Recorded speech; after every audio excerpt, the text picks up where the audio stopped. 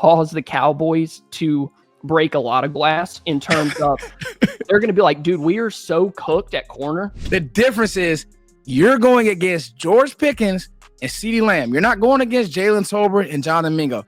Now go, if you can lock those guys, if you can lock a 1,700-yard receiver.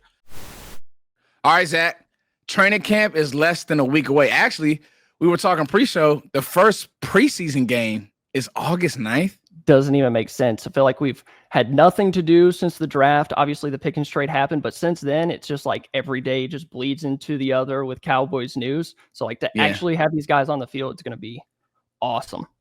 Nah, facts. And we made it out of the dead period, Zach. It's been like a mixed bag for me. It's been time to rest, time to like get my mind right, my thoughts right, kind of come up with some ideas.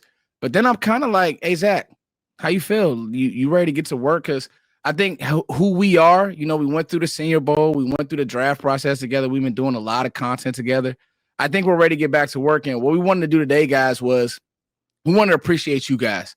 Before this thing gets rolling and Zach is doing a video every day, I'm doing a video every day. We're talking about the Cowboys training camp, the videos being posted, the hype.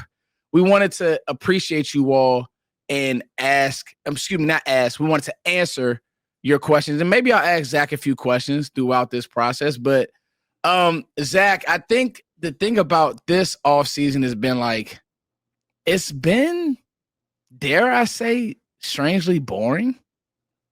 Yeah, it has because last offseason was boring in terms of free agent signings, but everybody was so mad that it was like everybody's talking about how mad they are. But this year felt like Dallas had a good draft and they made the Pickens move. They signed some free agents here and there. So people haven't had as much to talk about. So we're kind of just waiting to see what this team looks like when we get to Oxnard, because I think for the most part, Cowboys fans are pretty happy with how the offseason's gone so far. Yeah. So what we're going to do today, guys, is this. Zach is going to read off your questions. Again, we put a poll out, ask literally any question, and we're going to try to get to them, but we're not going to try. We're going to answer them. We're going to give thoughtful thoughts, and it may not be what you agree with, but this is a way of just showing you guys and telling you guys, thank you. We appreciate you. So Zach, take it away. What's our first question? How will Ceedee look different with George Pickens? I get sick of people acting like Chase and Jettas are in a different league than him when he's been playing handicapped and putting up the same numbers. And that is from Garrett Bromser. Garrett, my guy. How will Ceedee look different? So this is a really good question. So when you talk about a guy like Jettas, obviously he has Jordan Addison as a running mate. And then when you talk about a guy like Jamar Chase, he has T. Higgins as a running mate. Well, now CeeDee Lamb has George Pickens as a running mate. I think that CeeDee Lamb, we may see an explosion this year, possibly an 1,800-yard year. I think that having a player the caliber of George Pickens to where teams just can't load the box plays into how CeeDee Lamb wins. People have to remember, when you have those two safeties sitting high, the middle of the field is wide open. However you want to route them, whether it's overs, whether it's quick game, slant, any type of route combination you could think of over the middle of the field, it's wide open for me, Zach, and that's how CeeDee Lamb wins. And I think that it's not the fact that he can't win on the edge. It's just, the players that he's had with him. I mean, the best I feel like that he's had was Amari Cooper, but that was Amari Cooper in his prime, and CeeDee Lamb wasn't quite in his prime. George Pickens and CeeDee Lamb are both really entering their prime and really can do it at all times. And so I think that that's how we're going to see the best version of CeeDee Lamb, I believe.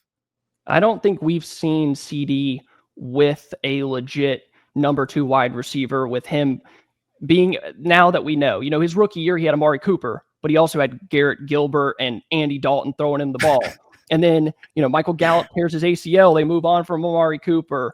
And then they bring in Brandin Cooks, who we thought could maybe be that guy that stretches the field, that takes a little bit of that attention away from him. But he just really was never that guy.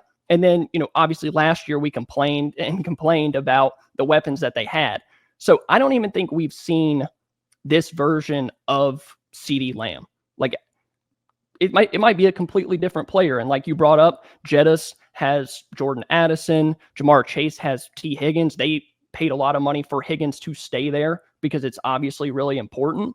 I think it's going to look completely different than what we've seen in the past in terms of the looks that he's getting on the outside. Maybe Dallas can help a little bit with the run game as well.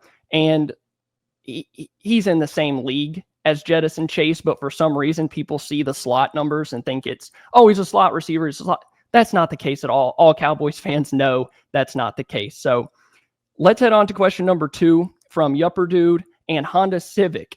We're gonna pair these two questions together because I think they kind of go in the same category. And the first one is, how different is the playbook under Schotty? Are we still running Garrett and McCarthy plays because that is what Dak is used to? How much will Dak actually be challenged in this new system? And that goes into the second question of, what will the Klayton Adams and Connor Riley coaching dynamic look like in terms of the offensive line, not only in training camp, but also on Sundays? So for me, Zach, this is a good one. And I think the question the answer is, we really don't know, right? Brian Schottenheimer was hired to be basically a vessel, like, or a bridge to Dak in this scheme, right? Like they were brought, they're one and the same, right? They know each other. He's been in a room with him. There's also ideas that I think that Brian Schottenheimer has that Mike McCarthy didn't have. And I'll do you one better. This last question with CeeDee Lamb and George Pickens really ties to the Klayton Adams question and how his imprint on the run game. So let's break it up. Brian Schottenheimer is going to have to navigate being a play caller and being a head coach. The good thing about it is you brought in Matt Eberflus, who has been a head coach. He knows just what that entails. So he can probably hold the defense at bay, but there's going to be times where Brian Schottenheimer is going to have to make calls defensively, right, Zach? Like, hey, this doesn't look a certain way. This needs to look better. I'm going to have to go sit in that room. Now there's going to be times where does that affect the offensive game planning? Here's the deal. You brought Klayton Adams in, specifically Klayton Adams, because of his run game genius, right? Like what he was able to do with guys like Will Hernandez, James Conner. Like, no, the Cowboys don't have a running back the caliber of James Conner on this roster. But the Cardinals don't have a quarterback like Dak Prescott. You know, I love Kyler Murray, but he's not Dak Prescott. They don't have the receivers of a George Pickens and a CeeDee Lamb. So all of these things will be open. And again, if you give Klayton Adams light boxes, you give Connor Riley light boxes coming from K-State, Klayton Adams, I want to read off some numbers. I was very prepared for this question. Zach, you know, last year in 2024, now, mind you, this is without the rushing numbers from the quarterbacks because the teams at the top of the list, Baltimore, Philly, Washington, outside of Detroit, they have running quarterbacks. But Arizona was 7th in the league in rushing with 144 yards a game. The last 3 years, they've averaged 156 yards a game, okay? And in 2023, they averaged 139 yards a game. So the EPA numbers are through the roof. The rushing rate and the rushing percentages, there we go. We're back. Here we go. I'll let it. The rushing percentages are through the roof. Klayton Adams knows run games. What did we just talk about, Zach? You're getting too high shells. You're getting light boxes. Klayton Adams will say, Brian, we've installed these runs. Let's run the football. I think that's where we see the change offensively with Brian, Klayton, and Connor Riley. You laid that out perfectly, and that was the kind of, because I was really prepared for this question as well. But I think the reason that it looks different than what we saw with Garrett and McCarthy is because Schotty brought in Klayton Adams and Connor Riley to help supplement the run game, so maybe he can focus more on the passing game. But I wrote down 4 reasons, 4 major points that I think there's going to be a difference, right? The first one is going to be that Schotty's still going to have that run first, like pound the rock, like we want to be able to run the ball, but it's going to be much more balanced. Jason Garrett, I think, was too much with the run first mentality. Like no matter what happens, we're going to keep running the ball. And if it's not working, oh well. And then Mike McCarthy was kind of on the other side where he talked about running the ball like that. Like people would get mad when he's like, yeah, we're going to try to pound the rock. but he just never really did it. Like, we got Yeah. to establish the run here. And then he was just doing it with no real plan or anything going forward. Schotty talked about it with getting balanced, being able to marry your pass game with your run game. And that brings me to my second reason, which is play action and tempo, being able to use that play action, making those things look identical to what you run 2 plays ago, right? Being able to do like 10 different things with the same personnel and the same look, right? And I didn't feel like McCarthy did that very well. I've always said you don't have to establish the run early. Play action still works early in games, but McCarthy thought you had to have a 5-yard run, a 10-yard run, and then you can do play. Like, that's not really how it works. And then my last two, and I'll make it quick, is the pre-snap motion and the player-driven schemes. Like, we're going to use pre-snap motion. We're going to get these linebackers, get their eyes looking around, getting just a half a step behind, something that Cowboys fans have been dying for like, 10 years now, back to the Scott Linehan days. And then obviously start with what your players do best. That's what he's talked about, aligning the playbook with what Dak and Lamb and Pickens and Turpin and Blue, whoever. So I think that Adams, Connor Riley have a lot to do with actually being able to run the ball, actually being able to be that balanced team that McCarthy has talked about, but never really got to. And then Jason Garrett was just kind of like, we're going to be better than the person across from us. And we all know that obviously didn't work. So, and I think we're going to see that early on.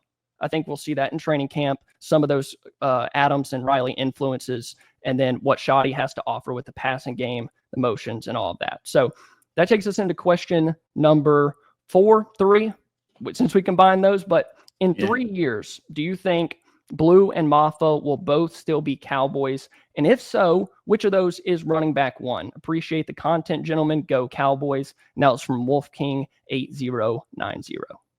Appreciate the content, man. Appreciate the question. And to be honest with you, that's one I just don't know. Like, running back is such a hit or miss. I mean, you could have a Bucky Irvin situation where, late round pick could come in and he could look like the guy, and a guy like Jaden Blue, he could continue to get better. It could be Phil Mafah doing that. It could be somebody that we draft next year. We just do not know. I'll tell you this. I would bet on these two, or at least one of these guys playing well, just because of how they're going to be coached. We've seen that in everything that we've heard from guys like Duke Manyweather, who, depending on how you take Duke's opinion and this, that, and the third, that's fine, right? Because I've actually been on the other side of that. Like, okay, Duke, you were training some of these guys last year and they didn't play well, i.e. Terrence Steele, i.e. Tyler Guyton, but they've come out and said, well, it was Mike Solari and the coach. And so we'll wait to see how it all pans out. But if nothing else, we know that Klayton Adams has turned backs even lesser than James Conner into good backs, right? And so what if a guy like Phil Mafah, if nothing else, we know he can stick his nose in there and get 4 tough yards. What if that's the scheme that they want, especially with the 2 horses that you have at receiver? I'll tell you this, and this will probably lead into another question, because I did peek around at some of the questions. I think this passing game is going to open up a lot for these running backs. Running back is such a position of up and down. Like, I don't think the gap between, a guy taken in the 3rd or 4th round is much different than a guy taken in the 7th round. Like, it's one of those positions where the 7th rounder could easily be better than the guy taken in the 5th round. So to look towards, I think the hope is for most Cowboys fans is that Jaden Blue is that running back 1 in the future because of what he brings with the speed and the home run stuff. Like, I would love to have another Tony Pollard. Like, when Tony Pollard was at his best, and I think it was 2022, Kellen Moore was still here. That was probably the most fun that I've ever had. People will sometimes post the Chicago Bears game. Do you remember that game? And they're running outside. They're running outside runs. Tony Pollard's sticking his foot in the ground and taking off for 40, 50 yards. Like, that was the most fun. So I think it was fun, Zack. It was. And, best case scenario, it's a thunder and lightning situation. But with running backs, you just don't really know. Don't know how these guys are going to break down because of the physicality, or some guys just somehow get better when they get to the NFL. It's like they get more explosive. So it's really just one of those position. So let's stay on the topic of running backs. And these two questions pair together well too. By Tzilla88, how do you feel if Miles Sanders wins the starting running back job? And then from Tyler Montgomery, who do you guys think will be RB1 to start week 1 against the Eagles? Who's RB1 to start the first playoff game? We will be in the tournament this year. That's good stuff, and thank you for those questions. Again, this is for you guys. You guys are getting us on record. And guess what? Me and Zach, we aren't riding the fence, at least Footsdaking. All right? I'm not tired of the fence riding all these ifs, ands, and maybes.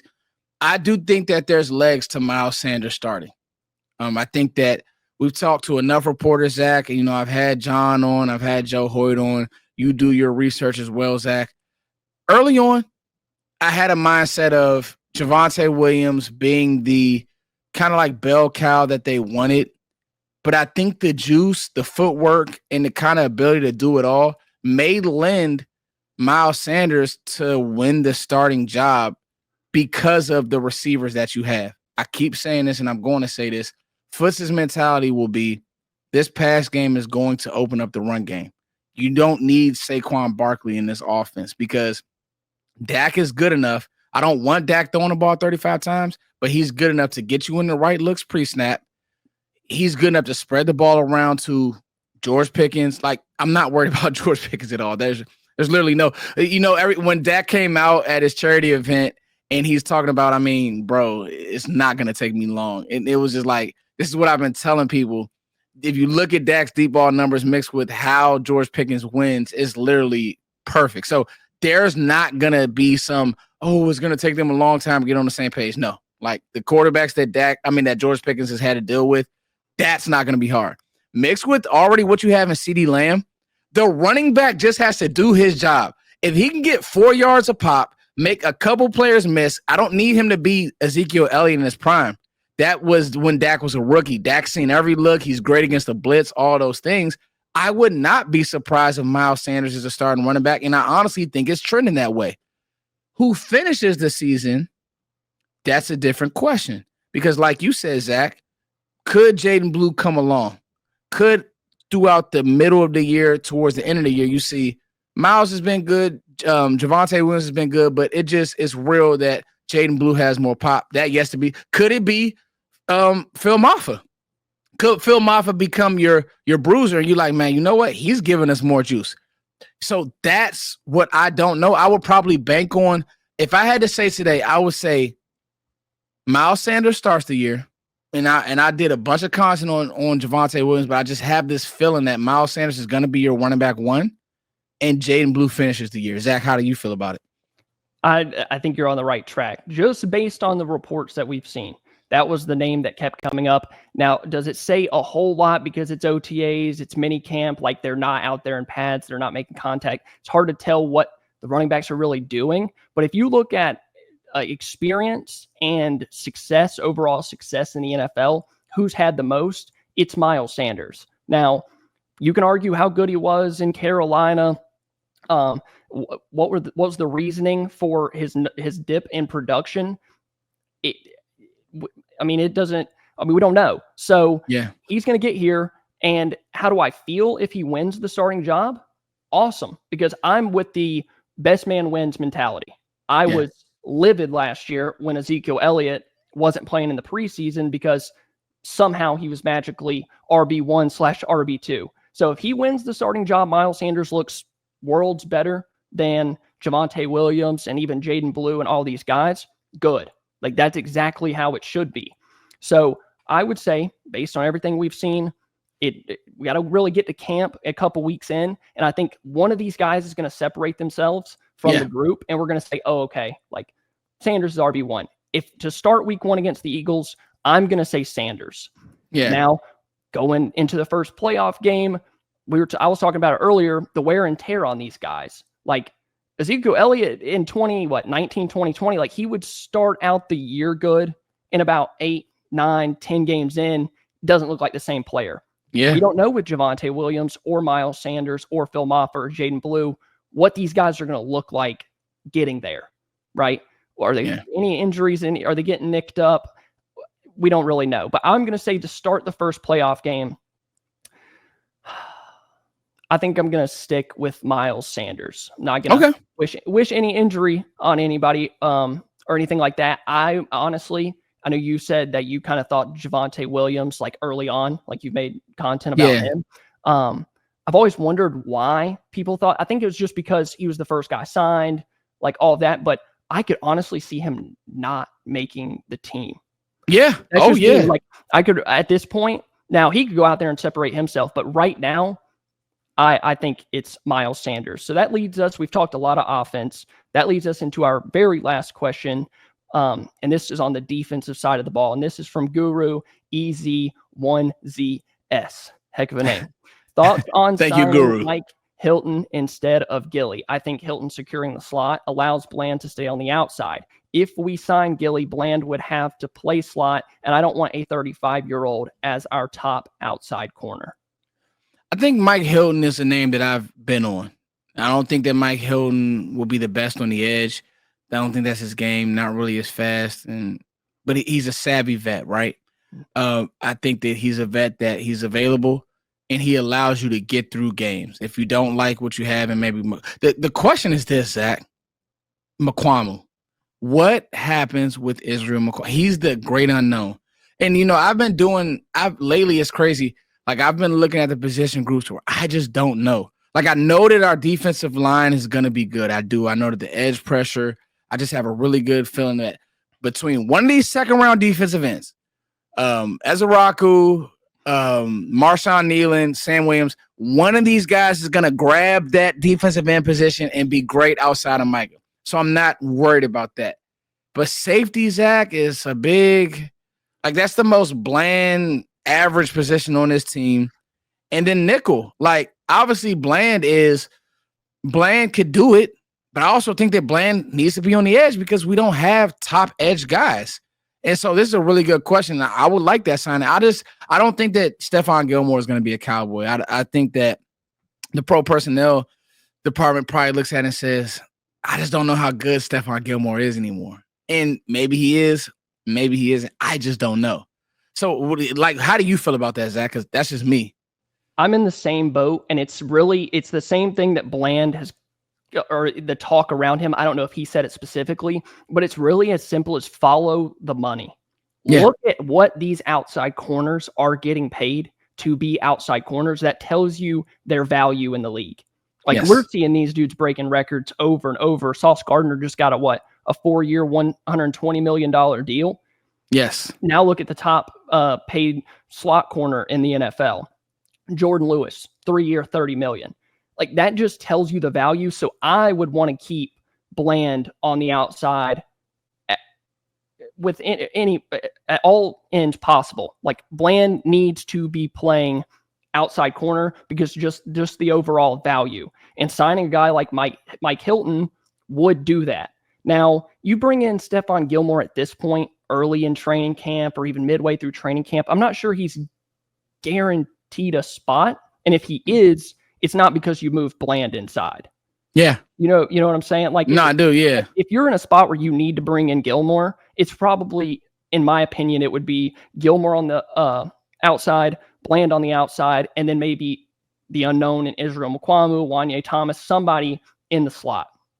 So I wouldn't be opposed to bringing in Gilmore because I imagine that it's going to be cheap at this point. But corner's one of those positions too where it's this dude was average, solid, we can count on him, we can get through games, and they just fall off a cliff. That's just how I think too. Yeah, and I think too, Zach, not to cut you off, but this question really depends on Kair Elam. Yep. Right. I think Stephon Gilmore is a break glass guy. All right, this just isn't working. And maybe I'm talking out of both sides of my neck, but to be honest with you, last year, all right, man, you know what? We got another guy in Kalen Carson. Look, the Cowboys have just turned to DBU. And look how good he looks. I think the difference is, so now I'm back on the other side of my neck, and I'm not talking out of both sides of my neck. The difference is you're going against George Pickens and CeeDee Lamb. You're not going against Jalen Tolbert and Jonathan Mingo. Now if you can lock those guys, if you can lock a 1,700-yard receiver, if you can lock, we know with Dak, George Pickens is going to be a walking 1K. He is. And actually, you know what? I'm glad that we got back to this. We got all the way. I wanted to make it. You made a great point about Brandin Cooks. And so many Cowboys fans love Brandin Cooks. Bro, in big moments, Brandin Cooks made no plays. Like, you literally brought George Pickens in to do what Brandin Cooks couldn't. Like, in big games, even the play where Jair Alexander roughed him off, like that play in big games, I just would be like, yo, does Brandin Cooks still play on the team? He's nowhere to be found. That's why you signed George Pickens. So I know this is fan appreciation. You guys know, if you're fans of us, you know Foots will be all over the place. But the point is this, back to the corners, if Kair Elam can improve in this scheme under Matt Eberflus, under this coaching, that, hey, he may not win every rep, but he'll win some reps, Zach, then, okay, we got something. If Kalen Carson can look better, look, more competent, because Kalen Carson, he had a rough rookie year, but it's tough. I mean, Wake Forest to the league is different. So I think that Gilly is 100% break glass guy. Yeah, and I didn't mention Mike Hilton. Like, I would love to bring in a solid, what you said, just like floor guy. You can have Mike Hilton in the room. He brings up the floor of the defense, not somebody that takes you over the top or anything like that. But it's so funny. This wide receiver room with Pickens and Lamb could really cause the Cowboys to break a lot of glass in terms of they're going to be like, dude, we are so cooked at corner. Diggs isn't going to be at camp. Like, we don't know when Ravel's going to be back. Kair Elam was a first-round pick, but it's like, we don't know. Like, this wide receiver room could toast. Hey, let me ask you a question, Zach. Be like, dude, we are in trouble. Like, we're spanked. We're spanked. But now I'm going to play devil's advocate, Zach. What if your receiver room, Zach, is a top 3, 4, 5 receiver room, and you like, man, these guys is good. I'm not counting Kair Elam out on being that other outside corner, but I'm also pretty nervous and trying to really bank on that going in, because I start looking around that room. There's a lot of bodies in that room, but we're talking like week 1 starter. Like, we're going against Go guard AJ Brown, yeah. With like, what do we do? Like, what? Like, really, what's the plan? And it would be. And I said this in one of my older videos. Like, if Kair Elam can be that solid, he doesn't need to be all pro. He doesn't even really need to be a Pro Bowler. But if he can just be solid, that's a good word. A little above average cornerback 2, I think you're cooking. Yeah. But if you can't be, you're cooked. You're cooked. Yeah, you're probably cooked. So, I don't really know about adding to that room because we don't know where Ravel and Diggs are. But Mike Hilton, I mean, I wouldn't be mad at all if they decided to go that route. I completely agree. Yeah, man. So, hey, listen, guys, thank you guys so much for just sticking in there with us throughout this dead period. We wanted to give you guys this primer. And also, quick housekeeping. Me and Zach are doing a post-game show every week. We're going to stay consistent with that, and we're going to start doing the preseason now. Another note, Zach will be on his honeymoon for 2 weeks, so we'll do the first game.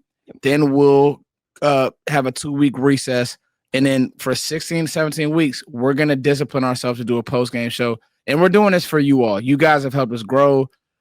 Financially, you guys have helped us, bro. Like, this is something that has been a hobby for us, and you guys are really spreading our work. And from the Senior Bowl coverage to now, we're going to keep this thing rolling. So we thank you guys so much. And we wanted to answer these questions. This wasn't for us. This is for you all. So thank you guys so much. Yeah, thank you guys. And it's going to be so exciting on the first week against the Eagles when we come out of that with a dub. Dude. Oh, yeah. Dude, it's going to be the best post show you've ever seen. Oh, I think the preseason when Joe Milton throws for 3 touchdowns, they pull him. And get ready for the overreaction. Joe Milton is taking Dak's job. Get ready. I'm joking, guys. No. So, all right, guys. As always, thank you guys for liking, sharing, subscribing. We will see you guys on the next one. See ya. Peace.